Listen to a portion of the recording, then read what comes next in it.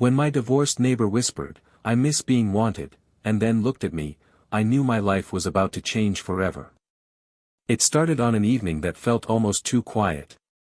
The sun had just slipped low, painting the sky in muted streaks of amber and violet, the kind of colors that make you want to pause and notice every detail before they fade. I was leaning on the wooden rail of my porch when I heard the faint scrape of a chair from next door. She stepped outside with a cup of tea in her hand, her posture graceful yet heavy, as though she carried more than just the day's weight. We had been neighbors for months, exchanging polite greetings, small smiles, and the occasional wave across our driveways. But that night felt different. There was no polite shield in her eyes. Instead, there was a rawness, something almost unguarded. She didn't sit in silence for long. After a sip of tea, she exhaled, then spoke in a voice that was steady but fragile, as though she hadn't planned the words but couldn't hold them back either. "I miss being wanted," she said. The words landed like a stone in still water, quiet, but rippling outward, impossible to ignore. I turned toward her, surprised, unsure if I was even meant to hear. But then her gaze lifted and found mine. It wasn't a glance, it was a look that lingered. Her eyes held me with a kind of searching honesty, almost daring me to look away, yet I couldn't. For a moment, the world around us seemed to dissolve, the crickets, the distant hum of traffic, even the fading light. All that existed was her voice echoing in my mind and the steady intensity of her gaze. Something inside me shifted. I had never thought of her beyond the casual warmth of a neighbor, yet in that moment I felt an ache in my chest, a recognition that her words touched something unspoken in me too, the quiet longing to be seen, to be chosen. I wanted to respond, but nothing felt right. Comforting words would sound shallow, playful words careless. So I stayed silent, holding her gaze, hoping she understood that I had heard her, really heard her. A breeze moved through the trees, lifting strands of her hair so that they caught the last of the light, framing her face with a softness that felt almost unreal. She didn't smile, but her expression eased, as though my silence was enough. And in that silence, an unspoken truth formed between us, fragile, delicate, and dangerous in its possibility. After that night, something subtle but undeniable shifted between us. It wasn't dramatic, not the kind of change that shouts its arrival, more like a quiet thread woven into the fabric of our days, pulling us closer without either of us admitting it out loud. I began noticing how often we crossed paths. At first, it seemed like coincidence. She'd be in her garden trimming roses when I was heading out for a morning run, or I'd return from the store just as she was parking her car. But soon it became clear that neither of us minded these little overlaps. If anything, we both lingered a little longer than necessary. One afternoon, I saw her struggling with a stack of grocery bags at the back of her car. Without thinking, I jogged over to help. She tried to wave me off at first, insisting she had it under control, but her smile gave her away, that mix of gratitude and amusement that made her eyes brighten. I reached for one of the bags, and in that simple exchange, our fingers brushed. The touch lasted no more than a second, but it was enough to leave a quiet charge in the air. Her hand was soft, warm, and she didn't pull away too quickly. For the briefest heartbeat, it almost felt intentional, as if neither of us wanted to let go. We carried the bags inside together, the silence between us far from awkward. In fact, it felt almost comfortable, like words might ruin the ease of simply moving in step with one another. She thanked me with a gentle nod, her hair falling across her cheek as she looked down. Something about the way she tucked it behind her ear made the moment feel more intimate than it should have been. Later that week, she knocked on my door holding 2 steaming mugs of coffee. "I made too much," she said, though we both knew she hadn't. We sat on her porch that morning, sipping in silence at first, listening to the world waking around us. When she laughed at a small story I told, her hand found my forearm, just a light, fleeting touch, but it lingered, sending warmth straight through me. It wasn't the kind of affection that needed to be named. It was in the way she leaned a little closer when we spoke, in how her eyes softened when they met mine, in the pauses that seemed to stretch out just enough to make my pulse quicken. They were only small gestures, yes, but each one felt like another quiet step across a line neither of us had drawn, yet both of us felt. It was late when she called out to me from her porch. The night was warm, the kind that carries a faint sweetness in the air, with cicadas humming their endless song. I had just finished tidying up inside when I heard her voice, soft, hesitant, almost like she wasn't sure I'd answer. "Do you want to sit for a while?" she asked, holding up a bottle of wine as if that might convince me. I didn't need convincing. A few minutes later, I was there beside her, the two of us settled into the quiet glow of her porch light, glasses in hand. At first, the conversation drifted easily, little stories from the day, light remarks that made her laugh in that low, husky way I was beginning to crave. But slowly, without either of us planning it, the words turned heavier, more honest. She stared into her glass when she spoke. "Starting over feels like I'm standing on the edge of something I can't see. Everyone tells me I should be excited, but truthfully, most days, I'm just afraid." I let her words sink in. There was no performance in her tone, no attempt to soften the edges. Just raw truth. And something about that honesty made me want to match it. "I get that," I admitted. "I feel like I should have my life figured out by now. Everyone else seems to be moving forward, and I'm stuck. Watching, waiting, trying to figure out if I'm even on the right path." For a long moment, we didn't say anything. The silence wasn't uncomfortable, it was weighty, grounding. The night wrapped around us, and in that stillness, I realized how rare it was to be this open with someone. Her shoulder brushed mine as she shifted, just barely, but the contact sent a steady warmth through me. She didn't move away, and I didn't either.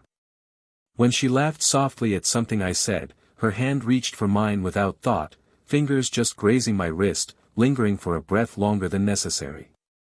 The touch was light, almost questioning, yet it anchored me in a way I didn't expect. I looked at her then, really looked, and saw more than just my neighbor. I saw a woman carrying scars she didn't hide, strength wrapped in vulnerability, and eyes that seemed to be searching for something she hadn't yet named. And for the first time, I let myself wonder if that something might be me. In the days that followed, I began to notice the silence between us more than the words. Our conversation still flowed easily, but it was the pauses, those stretched out moments where neither of us spoke, that seemed to carry the loudest weight. We would sit at her kitchen table, a soft lamp glowing between us, talking about nothing in particular. She'd pour a glass of wine, her movements unhurried, graceful in their simplicity. But what held me wasn't the wine or the words. It was the way her eyes lingered on me just a heartbeat too long, the way her smile curved like it knew more than it said. One evening, her knee brushed against mine beneath the table. It was accidental, maybe, but she didn't pull away.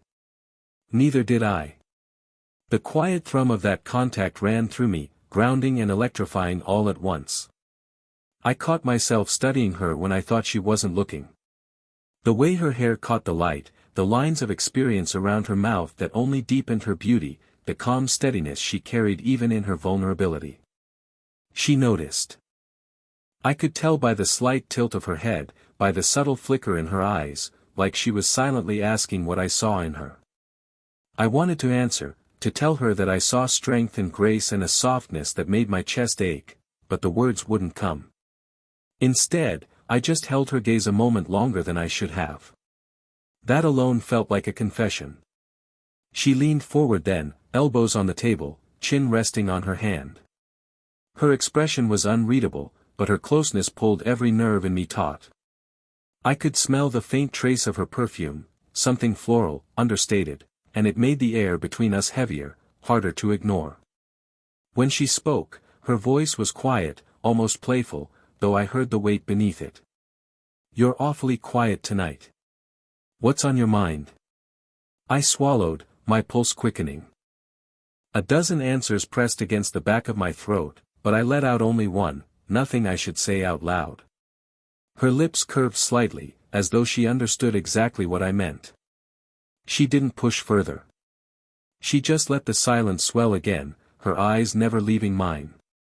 And in that silence, in the unspoken exchange of glances and touches, desire pressed closer, louder, without either of us daring to name it. It happened on a gray afternoon when the sky broke open without warning. The rain came hard, drumming against rooftops, washing the streets in silver sheets. I was outside, halfway across the yard, when she called out from her doorway.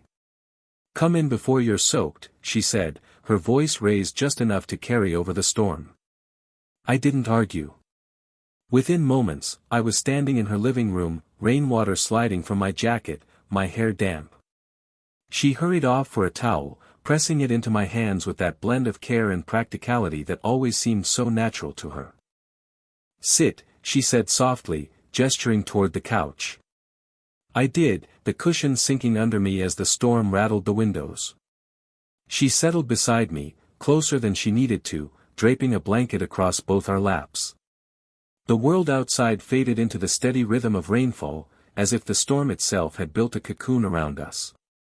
The air carried that clean, earthy scent of rain, mingling with the faint warmth of her perfume. At first, we filled the space with small talk, but the storm's hush seemed to draw us inward. Her shoulder leaned lightly into mine, casual enough to excuse but deliberate enough that I felt the intent.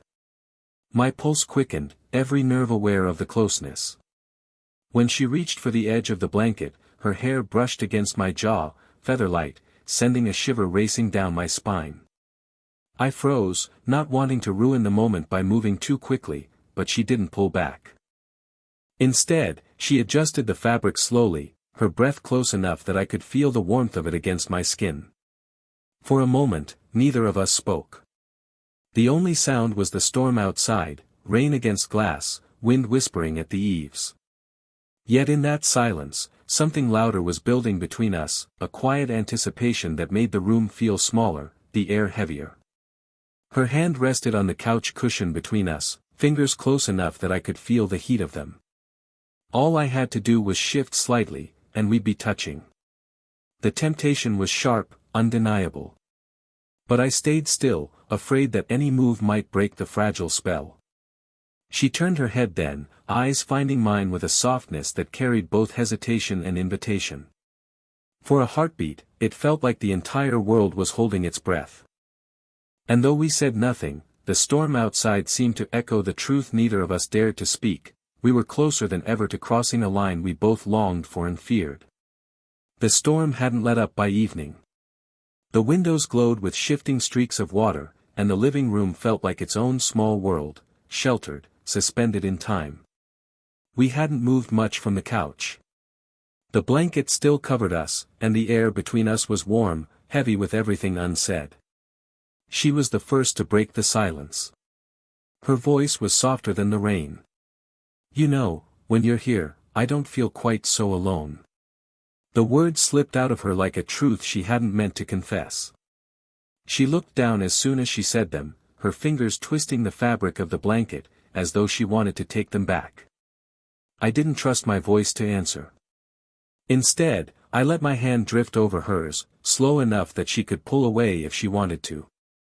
She didn't. Her fingers stilled, then slowly relaxed beneath mine. For a moment, all I did was rest my palm over the back of her hand. It felt simple, but it carried the weight of everything we'd been holding back, weeks of glances, small touches, pauses that had burned too long.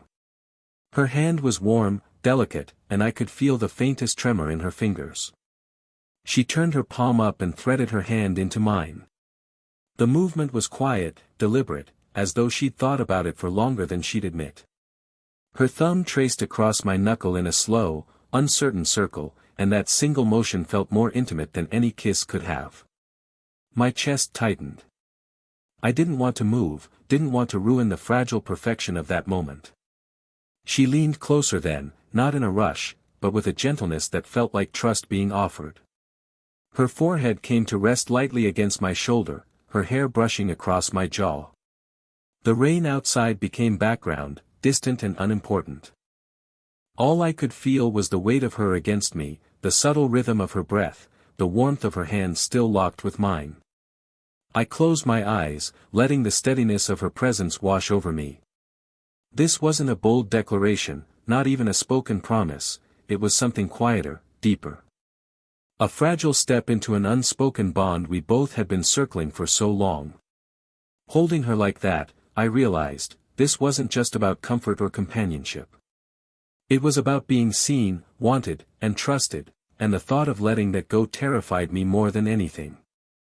The storm passed overnight, leaving the world washed clean.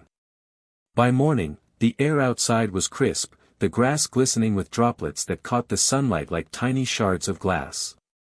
I stepped onto my porch, half expecting the old rhythm to return, the casual wave, the polite hello.